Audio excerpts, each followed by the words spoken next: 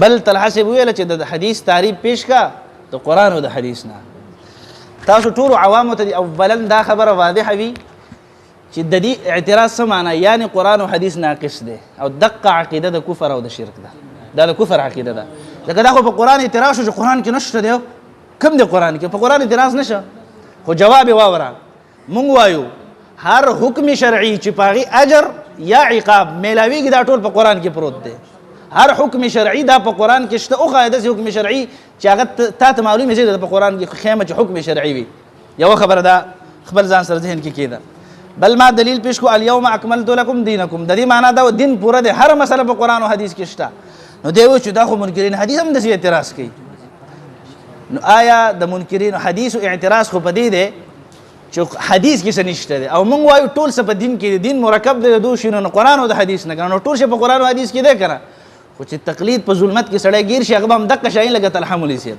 او ظلمت یې څه شی دی اوس یې واوره. دا د شامي ده. زه دله کتاب در کوم بیا یې وګوره. وایي فاخرج نفسک من ظلمة التقلید بحیرة الاوهام. خپل نفس د تقلید د تیارو نه وباسه، د وهمونو د حیرانتوب نه وباسه. او واستضئ بمصباح التحقیق، او د تحقیق په ډیوه باندې ځان ته رڼا حاصله کړه. دا دیواله کتاب او خی علی سبیل الکمال وګوره. اوس درته وایم شیخ امین کتاب کې د تقلید اقسام ذکر کړي دي. بیا وایي دا قسم هم باطل دی. او دغه مخکې عبارت پیش کړه وروسته ټکی پیش نه کړه. دقې ته وایي صفات اليهود والنصارى. دا لفظ ولې وایم؟ دا لفظ معنی اوسه پورې طلحه مولوي صاحب د ابتدا نه څونه د بېادبۍ الفاظ، منکرین حدیث، فاسقان او فاجران، یو پیر ما ته دا خبره نه وکړي. حالانکې دله پکار دا خو زما علاقې ته راغلي دي. ښه الفاظو باندې د یو بل سره خطاب کول پکارو. خو چې ته ماته د یهودو او د نصاراو نسبت کې نو زه به جوابا او الزاما کوم او دا زما حق قرآن هم راکړی دی او حدیث هم ماته راکړی دی. 172 صفحه د تقلید حقیقت د شیخ صاحب دا یې ونه فرمایل. وی لیکن دا تقلید دا قسم هم باطل دی. دا قسم هم باطل دی. یهودو ته رسول الله ویل حدیث آیات د رجم شته په تورات کې هغې پې لاس ایښی او مقه کار دغه وکړو طلحه مولوي صاحب وکړو. دقې ته ویل کېږي ظلمة التقلید بحیرة الاوهام. دغه بس په کندو کې حیرانه ګرځي. دا دیواله د دې خبرې جواب. بل وایي ته ما ته وښیه چې قرآن کې الله چې بخاري ومنئ. دا اوس دا دقې ته وایي د تقلید غټ نقصان چې د عقل کار نه کوي. هغه شمه د عقل مړه ده. اوس لکه قرآن او حدیث کې د انسانانو د نومونو تذکره کېږي که د حکم شرعي کېږي.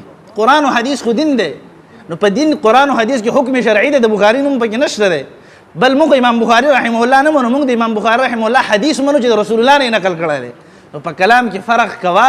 خبرې ته ځان ښه سوچ کوه نو بیا وروسته خبرې کوه. ورنه دا ستا دا خبرې ټول بعینه د تقلید نقصان دی چې موږ یې معلوموو چې دا د تقلید نقصان د وجې نه ته لګیایي مخکې نه هغه عقل خراب شوی دی.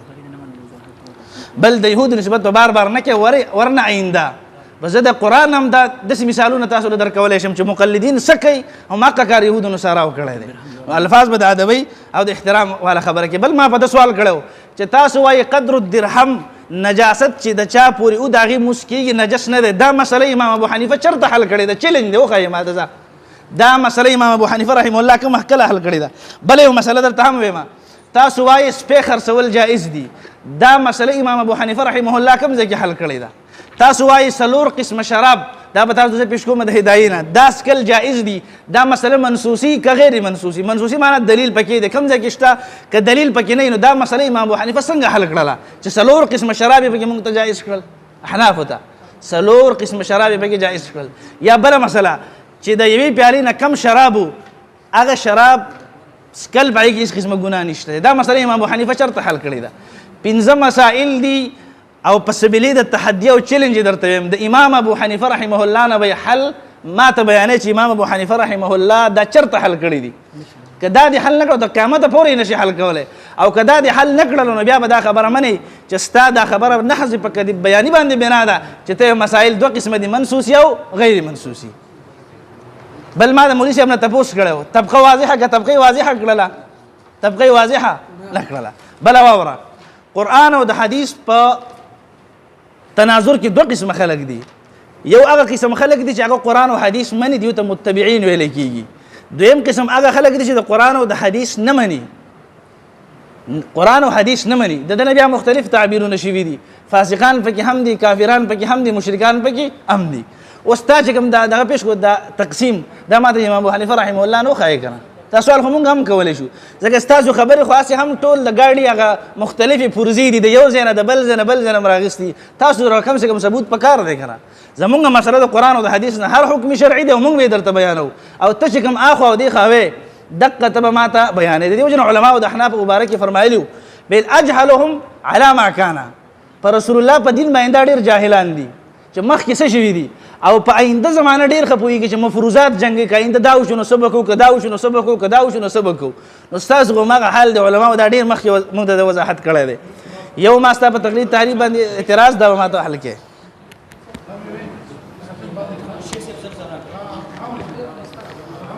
دې کې کم میک دی یار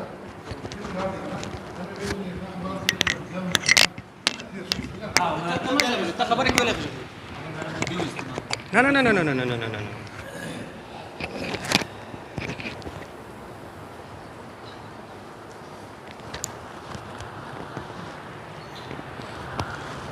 شیخ صاحب ما ته وویله اوله خبره دغه وکړه وایي ته دغسې الفاظ استعمالوي چې منکرین حدیث او یهودیان ما دوی ته ویلي دي چې تاسو منکرین حدیث دغه کې زه بیانې وکړه که نه ما صرف دومره عرض وکړو شیخ صاحب چې کوم اعتراض ته کوي هغه منکرین حدیث کوي ته چې هغې له څه جواب ورکوې ما هو جوابکم فهو جوابنا هغه زمونږ طرف نه مشمار کا بیا شیخ صاحب تا د زما په ذات باندې اټیک وکړو ما ته دې وویل چې د عقل نه خلاص یې عقل یې خراب دی ټیک شو ما تر اوسه د ستا په ذات باندې اټیک نه دی کړی بیا شیخ صاحب لاړو هغه مثال تا ما درته وویل شیخ صاحب چې جواب خو تا خپله کړو چې مثال او مسلو کې من کل الوجوه مطابقت نه دی ضروري شیخ صاحب د ستا چې کوم مثال و هغه فی نفسه د ممثله سره خو من وجهین مطابقت ضروري دی که نه تا په ول کې خو من وجهین مطابقت نشته دی کنې ثابت یې که راشه ته قرآن او حدیث ډرایور ګاڼې موږ خو منزل مقصود ګڼو چې ډرایور مې ورړي ښه بیا شیخ صاحب نه ما تپوس کړو چې د حدیث تعریف راته وکړه تر اخره پورې به نه کوي اوسه پورې چغې ولې هر څه په قرآن او حدیث کې هر څه قرآن او حدیث کې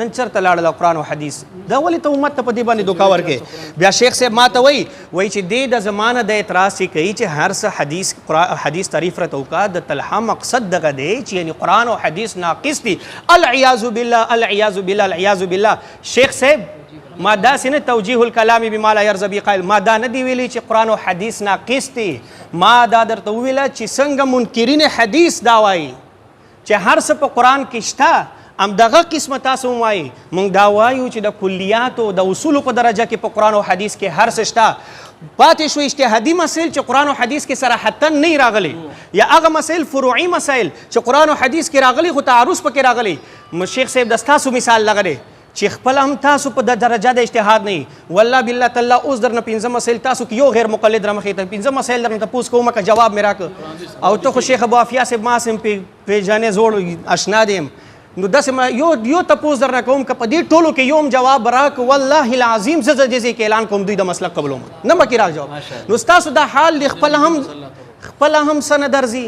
او دغه عوام هم په ځان پکې روان کړي دي فادولون السبیل هغه آیت چې ویلو هغه د ځای کې فټ کېږي ښه شیخ صاحب بل شیخ صاحب وویله وایي چې استغفر الله د طلحه وایي چې قرآن او حدیث کې هره مسله نشته دی استغفر الله قرآن او حدیث ناقص ګڼي استغفر الله نو شیخ صاحب راشه که نه دا خو دې لږ تره دی که نه الرساله فی ضم التقلید والجهاله لږ دلته وګوره شیخ صاحب وایي صفحه 406 باندې وایي ځینې مسایل نصوصو نه او د اجماع د امت نه ثابت وي او ځینې مسایل په نصوصو او اجماع کې نه د اجتهادي مسایل وي په هغه کې تقلید کېږي نو کومه فتوا چې په ما لګولې دا په دې مشر باندې ولګوه د مشر د په کومه لار روان دي دا د دویم مشر د شیخ صاحب د تقلید حقیقت او د مقلدینو اقسام دا واوره زه خبرې ما کوي مړه بس زه چې لاند دا مشر دی وایي صفحه 171 باندې وایي یو انسان ته په قرآن او حدیث کې یو مسله میلاو نشي نو چې په قرآن او حدیث کې شته بیا ولې نه میلاویږي نو دا یو عالم پکې به روان شي او دې ته تقلید وایي ښه ما د شیخ د امین د کتاب نه د تقلید تعریف کړو شیخ صاحب وایي چې شیخ امین خو لیکلی دي چې د تقلید دغه قسم هم باطل دی شیخ صاحب خلط مبحث نه کار ما اخله یو شیخ امین د تقلید تقسیم کړی دی او یو تعریف کړی دی. تقسیم جلا سیز ده او تعریف جلا سیز دی. تا چې کوم رد پیش کو هغه شیخ امین د تقلید د تقسیم په هغه کې کړی دی. ما خو د شیخ امین نه تعریف پیش کړی کنه بیا ما ته وایي چې کیزو بیانې کوي. شیخ صاحب موږ د ستاسو غوندې چرته یو چې دومره پکې ماهر یو په دې سیزونو کې. بیا شیخ صاحب مخکې وایي مسایل یې شروع کړل. نو شیخ صاحب کته مسایل یادې نو دا نزل الابرار من فقه النبي المختار. شیخ صاحب دا دستاسو نشتا تیار کړی دا درته سبا دې نشتا کړی دا کنه دا کړی. شیخ صاحب متوجه شه دی وای لو ادخل رجل اصبعه في دبره کيو سړی خپل غوته خپل دبر کې وਹੀ لا ينتقض الوضوء او دا سینماتيږي. دا د قران او د حدیث نه راته خو تاسو خپل الحدیث یې دستا مشر وای لو صلى رجل عريانا ومعه ثياب یو سړی د لړ لغړ په جمعات کې ودرېدو اور سره کپڑے مشته دي تصحت صلاته د دل منسید. شیخ صاحب تاسو دا څنګه قران او حدیث. شیخ صاحب اوله بل خبره زه درته کوم مونږ تاسو موضوع تقلید ده. تقلید بنن به دا ثابتو چې قران او حدیث پرانا کې تقلید شتا کنهشته دې مسلې تراشه. تا اول کته په تقلید خبره نشي کوي نو ولې چې زه په دې موضوع باندې چې کومه مقرر شوی په دې باندې خبره نشم کوي. بیا به مسائل ته لاړ شو چې مسائل د امام ابو حنیفه نه اجتهادي ثابت دي کنه دي ثابت. ما اوس ته بحث په دې باندې نه دی داخلت مبحث دي. شیخ صاحب داخلت مبحث نه بکار نه اخلي. بیا ماشاءالله شیخ صاحب د شامی عبارت پیش کړو ما خو جواب نه کړه. زه د میزبانانو ته وایم چې سبا نشتا ور کړی د سحر کنه دی خو زما هر څه هضم کوي. سبا سړی نشتا ور کی سحر کی کنه انوار سبا د زما هضم کولې نه. ما ځنې تپوس کړو چې شامی خپل مقلد دي ته د تقلید رد په تقلید سره څنګه کې قران نه وخی کنه حدیث نه وخی کنه. بیا ګوره بیا هم درته بیا اعتراض مې در باندې کړو فتؤمنون ببعض الكتاب. دا ګوره شامی وایي فالعمل على ما عليه جمهور العلماء الى جمهور العوام. عوام به د علماو په طریقې باندې کېږي د عوامو پکې به نه ځي. وایي چې عوام به علماو پکې ځي عوام به په عوامو پکې نه ځي. او بیا مخکې وایي فاخرج نفسك من ظلمة التقلید. خپل ځان د تقلید د ظلمت نه تیارې نه وساته د عوامو د تقلید نه. وایي فالجمهور على ما عليه فالعمل على ما عليه جمهور العلماء. زموږ ملګری د شور نه کوي. نو شیخ صاحب ګوره کم از کم د عبارات سره مخکې او شاته مو وایه. شیخ صاحب لږ صبر مراد علي لږ صبر. دا حاجي صاحب محترم دا انتظامی والا دی کدی وو کسانو کې تان ته پوښتنه دا حاجي صاحب محترم جناب چې په دې وو کسانو کې دي سره قربان دلته ډټ تکي نه بالکل کدی مثال خبرې کوي نه مراد علي کدی خبرې کوي نو ګوره وخت نه د شو خبره وي بد خبرې نه بالکل شیخ صاحب ما ته مراد علي نه بالکل مراد علي خپل شرط خبرې کوي خبرې ډېر بد اخلاقه اشاره دي د کړي چې چا خبرو کې ما ته وایي مفتي صاحب چا خبرو کې ما ته وایي ما ته پرې نه علي صاحب خبرې نه ده نه بالکل بس صحیح ده معافي وختله بس کې حق ستا جوړی خبره زما و تخیال دی داغي تا تخیال دی معاون اختیار نشه معاون اختیار مرادلی حدیث په ابتدا سے اشاره کی ذکر مرادلی حدیث په اشاره کی سپینګری دی پکاردار چې دی په خپل بنان سره اوسي حق مال نه دی حق دل دی چې دی خپل کسان ما ته ویل چې اشاره کی حق تعالی دی تا ته ویل چې ته خپل کسان کنټرول کې سړی اشاره کی صحیح حق تعالی تا غلطیو کا ما در باندې چې شم نه مرادلی دا ترتیب پر ګورګا شور جوړی بیا ماحول خراب بس صحیح ده جيب لكم جت لازم دا یو مسله ماته وای او دا بنوای دا تاسو مرګ ابتدا وکړه نه بګا ولي شپ زه مناظر یم حق الشخص نظر نه مراد وای اجي صاحب خبرې وکړي ما ته وې چې د عمل ګرستا پس کېږي اجي صاحب خبره شروع وکړه دا فجر صاحب خبره حل اما اجي صاحب بس ملګری خلک بس ته اجي صاحب څه خبره کوم تلحم لي صاحب ګوره د سیدا چې استاسو کوم خبرو کې روسته سبحان الله الحمدلله دا بنوي ځان سره پټ وای ذکر دی کنه تاسو واجب ذکر هو ښکارا جهاد دی پټ اسی خبره کو ده خبر هو اوس خبره کو 1 منټ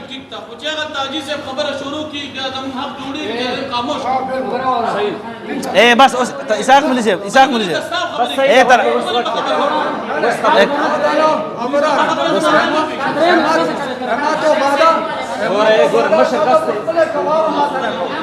اے طلحه مولوی صاحب دې څه دونه خبرو خپل غلطي مې وې زما په والا بس تا اختیار نشته ته مکو خبرې بس ته مکو بس موږ معاونین دې مو ته موږ د پرې نه خو ته موږ د پرې نه خو ته موږ د پرې خو ته خو هغه را پاسې دی دا نه دي چې خازه اوس 1 منټ د سیدا د سیدا زما اے دغه خبره ده زما خبره ته وکي زما خبره ته وکي اے زه د دې خبره مطابق خبره کوم خبره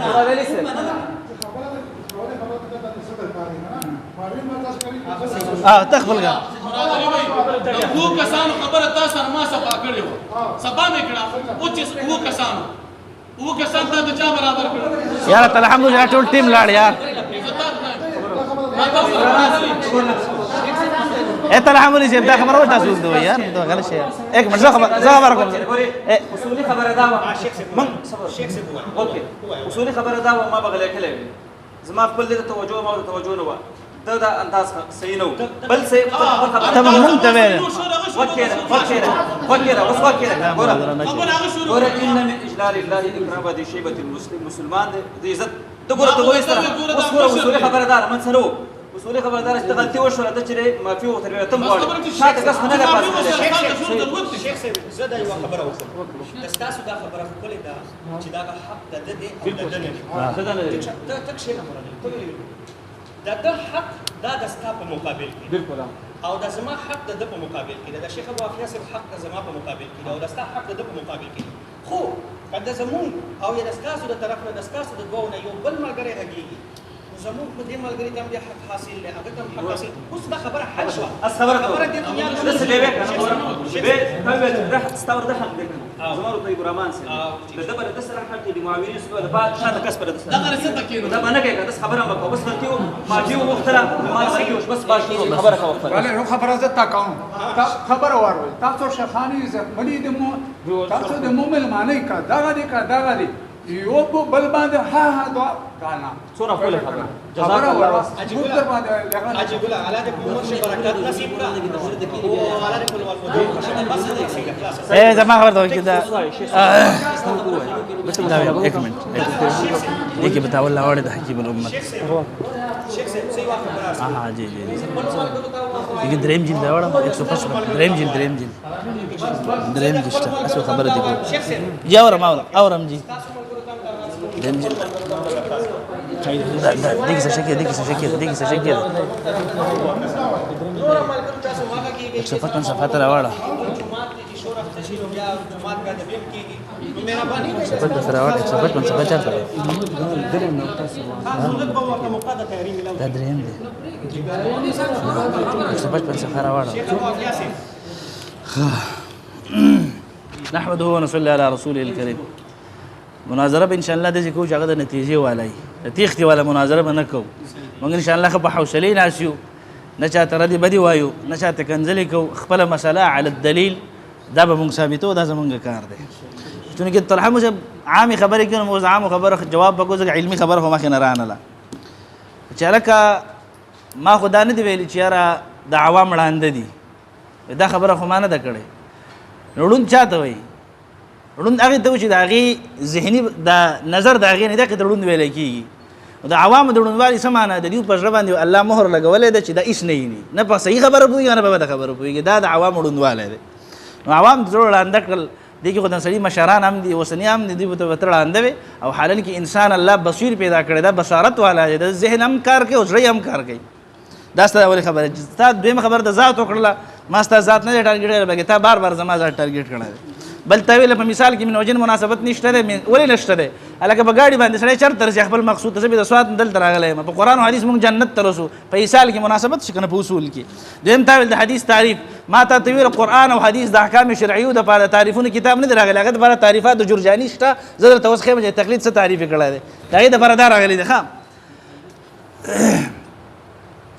والتقليد عبارة عن قبول قول الغير بلا حجة ولا دليل تقلید چاته وي عبارت دی د چا خبره منل بغیر د دلیل نه د قرآن او د حدیث نه چا خبره منل دقې ته تقلید ویلی کېږي نو د دې تعریف په بنا درته زه وایم چې موږ داسې خبرې د چا په حکم شرعي کې نه منو چې موږ ته یې بې دلیل بیان موږ د قرآن او د حدیث خبره منو دا د تعریفات د جرجاني دی د دې نه د تعریفات مې درته وښول دا قرآن او حدیث کې نشته چې ته د حدیث تعریف ما ته وښایه دا دې هم ځان سره ذهن کې کېده بل طلحه مې علی التحدي ویلي ګوره د دیو د اولا نه والا تر فراغت پورې ټوله فقه پړاویږي پنځه مسایل مې ورته بیان کړل پنځه مسایل یو مسله هم د امام ابو حنیفه رحمه الله نه ونخو ول چې دا غیر منسوخي ده موږ ته امام صاحب حل کړی ده او تر قیامت پورې دا نشي حل کولی چیلنج دی چیلنج دا موږ ته دا مسایل نشي حل کولی یو بل تا دا خبره وکړه یو تعریف ته بل نقل کوم د لپاره د عوامو ښه وضاحت وشي ښه دا زموږ سره الجامع لحکام القرآن د قرطبي هغه څه فرمایي الرابعة التقليد عند العلماء حقيقته قبول قول بلا حجة التقليد حقيقة څه شی دی یعنی ما هو حقیقت څه مطلب ما به الشيء هو چې د هغې د وجې نه یو شی وجود ته راځي نو د تقلید وجود ته د شي وجه نه راغلی دی بلا حجت بغیر د دلیل نه دا راغلی دی لهذا داسې شی موږ نه منو چې هغه بغیر د حجت نه دا تمنه او استاد مبارک شي زموږ دپاره نشته دی بل تعریف درته نقل کومه دا فواتح الرحمود چې دا شرح د مسلم الثبوت وی التقلید العمل بقول الغير من غیر حجة تقلید چاته وی عمل کول دی په قول د غیر څه معنی د رسول الله نه د قرآن نه او د صحابي نه علاوه د بل چا خبره منل بغیر د دلیل نه دې ته تقلید وایه دا د ستا مبارک شي په احکام شرعیو کې موږ دا نالو ښه دا د ستا مبارک شي او ځان له یې ګرځوه موږ هر حکم شرعي هغه په دلیل باندې منو او په قرآن او په حدیث باندې منو یو بله حواله ده د شهاد الفحول نه ذکر کومه ښه چې پته دې ولګي چې تقلید تعریف چا کړی دی وی وفي الاصطلاح هو العمل بقول الغير من غیر حجة تقلید چاته وی په اصطلاح کې د چا په خبره عمل کول بغیر د حجت نه یعنی د رسول الله د قرآن نه علاوه د صحابي نه علاوه د بل شی مثال په طور د اصطلاح خبره منل بغیر د دلیل نه دقه د تقلید وی دا د اسلام مبارک شي په احکام شریعه کې دا زموږ نه دي پکار بل تلحسه نقص در باندې کوم خو جواب براکې هغه پنځه مسایل خو درانه وخوړه ناشته تا نه ده کړې پنځه دي په یو ځای باندې رانه هضم کړل تعالی په کوي سره د ښه ناشته کړی خپل کور کې هم ناشته نه ده کړې که نه هغه زما هغه داسې هضم کړل چې ګویا سره ته به سره دې اورېدلې نه دي ما ته بل سوال هم کړی و چې ته ځان ته متبع په غیر منسوسیو کې وایې که مقلد هغه جواب ده تر اوسه پورې را نه کولی شي ورکړه ټولې زما مسایل هضم کړل ښه بس اوس یې خوره دی وایي موږ په مسایل غیر منسوسیو کې تقلید کوو واوره نقص ته په مسایل منسوسیو کې هم تقلید کې دا زموږ سره فتح الباری ده کتاب التهجد کې حدیث راوړی دی باب الصلاة قبل المغرب د ماښام د مونځ نه مخکې مونځ کولی شي اوږد حدیث بیا فرمایي رسول الله فرمایل حدثنا أبو معمر قال حدثنا عبد الوارث عن الحسين عن أبي بريدة قال حدثني عبد الله المضني عن النبي صلى الله عليه وسلم قال صلوا قبل الصلاة المغرب د ماښام د مونځ نه مخکې مونځ کوئ او درېیم ځل وفرمایل لمن شاء د چا چې خوښه شي یعنې دا سنت طریقه ده چې د ماښام د مونځ نه سړی مخکې 2 رکعته وکړي اوس واوره دا دله در کومه لږ صبر وکړه دا دله اخر ټرنګې در کومه اوس واوره دا د ستا فتح القدیر دی څه وایي دا حدیث شلو اوس دا حنفي فقه ده ښه دا د هدایي شرحه ده وی ولا يتنفل بعد الغروب قبل الفرض رسول الله وی په مغرب کې د فرض نه مخکې 2 رکعات یعنی 2 مونځ کولی شي دا څه وایي نفل نشي کولی رسول الله څه وایي کولی شي دقې ته وایي د نص په مقابله کې تقلید که دا د احنافو د فقهاو نه وی ثابت دیو به نه وی منلی خو دا چونکې احناف فقها دي نو بس په دې باندې دیو عمل کوي او د رسول الله صلی الله علیه وسلم حدیث یې پرېښودی دی دې ته وایي د نص خلافو تقلید کول دا څنګه چې دا خبره باطله ده چې مسائل 2 قسمه دي هم دا خبره باطله ده چې ته موږ په مسائل غیر منسوسیو کې تقلید کوو په مسائل منسوسیو کې نه کوو بل واورم دا ابو داود د سنن ابو داود په دې کې باب امامت الاعمى ړوند سړی امامتي کولی شي حدیث وروسته راوړی دی چې نبي صلی الله علیه وسلم استخلف ابن ام المکتوم رسول الله صلی الله علیه وسلم ام مکتوم هغه یؤم الناس فهو اعمى ورته به خلکو امامتي کوي او دی ړوند دا صحیح حدیث صحیح ده اوس دې څه وایي وکې ده ويكره تقديم العبد دا لیکلي دي یو غلام سړی ته مونځ ته نشي مخکې کولی بل الاعرابي باندوچه سره نشي مخکې کوله، فاسق نشي مخکې کوله، بل اعمى ړوند هم نشي مخکې کوله. حدیث به مقابله فقه حنفي، حدیث به مقابله فقه حنفي او دقه ته ویل کېږي کرشمه تقلید. دا د تقلید نه نقصانات جوړ شوي دي. که دا تقلید نه وي د رسول الله صحیح حدیث به چېرته هم نه وي رد شوی چې رسول الله وایي کېږي، خو ته هم وایي چې کېږي که نه. بس څونه بانډوچانو چې منځونه کړي دي د ټول منځونه نه دي قبول شوي. تاسو چې کوم بانډو والا دي دوی منځونه نه کېږي هلته، دله به دا مکروه کړي دي دوی. زما کوم نږدې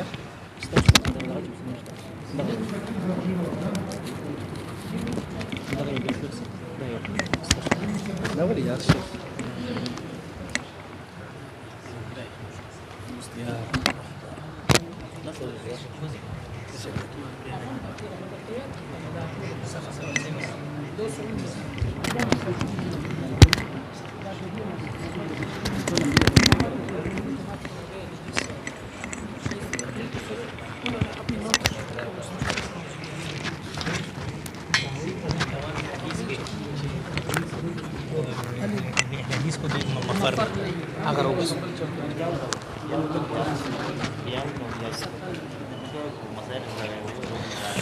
بسم الله الرحمن الرحیم سٹارٹ کو.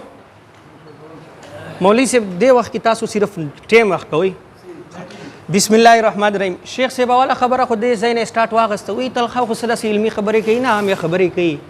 نو شیخ صاحب ته زما د عامې خبرې جواب دې تر اوسه ونه کو، د زما د علمي خبرو بس جواب کوي. بیا شیخ صاحب وایي د حدیث تعریف دې ما نه غوښتي وو، وایي تعریفونه خو په قرآن او په حدیث کې نه. شکر دی چې ودې منله چې هر څه په قرآن او حدیث کې نشته دي. چېرته دې لاړله هغه دعوا چې هر څه په قرآن او په حدیث کې دي؟ ها چېرته شو هغه الیوم اکملت لکم دینکم؟ ولې د حدیث صحیح تعریف د دین نه خارج چیز دی. بیا شیخ صاحب لاړو مسایلو ته، وایي د مسایلو جواب خو دې ونه کو. شیخ صاحب زه بیا درته وایم ما سره لیکل وکړه چې په دې موضوع د تقلید باندې زه خبره نشم کولی. بیا در سره په مسایلو باندې چې کومه مسله د ستا خوښوي دلته به په فقه غیر مقلدین او په فقه احناف اهل سنت والجماعت باندې به خبره وکړو. بیا به وګورو د ستا په چې څه د ستا خوښوي، خو بحث دلته د مجلس چې دی دا د تقلید جوړ شوی دی. ښه تقلید تعریف شیخ صاحب دا وکړو، ارشاد الفحول نه وکړو. او دې ته زه دومره حیران یم چې تر اوسه یې وا داسې حواله نه ده پیش کړې چې پکې کیسه بیانې نه کړې. افسوس دی په دې باندې. دا وایي لا خلاف په دې کې هیڅ اختلاف نشته، د امت په دې باندې اجماع ده ان قبول قول غیر النبي صلی الله علیه وسلم من الصحابه والتابعین یسمى تقلیدا. د صحابه خبره منل هم دا تقلید دی. شیخ صاحب د صحابه منل دا د جهنم ته راسي، تا خو ویل چې جهنم ته دی راسي، د صحابه ځان ته حدیث وي ونته حدیث پاتې شو.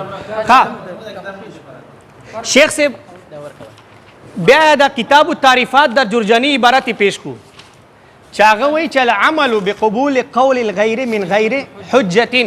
د من غیر حجت شیخ صاحب نه زما سوال د دې جواب راکړي، د متعلق د قول دی که متعلق د قبول دی؟ ماشاءالله د جل کار والا اخلي. د دې عبارت خو مطلب دغه دی چې د یوې خبرې فی نفسه دلیل شته دی، خو ته مطالبه دلیل نه وکړې.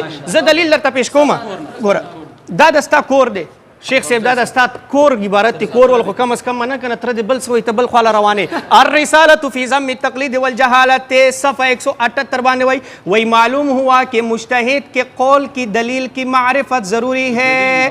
مقلدین کہتے ہیں کہ ہم دلیل کا مطالبہ نہیں کریں گے، دلیل مطالبہ مونږ نه کو، دلیل فی نفسه په دا واخلا. او شیخ صاحب دا دی واوره شیخ صاحب دا جد امجد ته دی وګوره. شیخ صاحب دا روحاني آبا و اجداد دي ولې دې پریښي دي؟ افسوس خبره ده. شیخ صاحب تیاری مه کوه. ګوره وایي معیار حق شیخ الکل فی الکل محدث جلیل میاں سید نذیر حسین دہلوی دا ګوره دا څه وایي په صفحه 73 باندې. پس ثابت ہوا کہ آن حضرت صلی اللہ علیہ وسلم کی پیروی کو اور مجتہدین کی اتباع کو تقلید کہنا جائز ہے. پیغمبر تا بدریم تقلید دے. دا گورا صفحه 73 دا شیخ صاحب دا قرآن آیت تیزی در تا پیش کوم. گورا دا قرآن آیت تیزی در تا پیش کوم. اللہ عز و جل ارشاد فرمائی په سورہ تبارک الذی سورہ ملک وی وقالوا لو كنا نسمع او نعقل ما كنا في اصحاب السعير. تراکا اے د تفسیر عزیزی راکا تفسیر عزیزی دریم جل راکا تفسیر صفحه 23 شیخ صاحب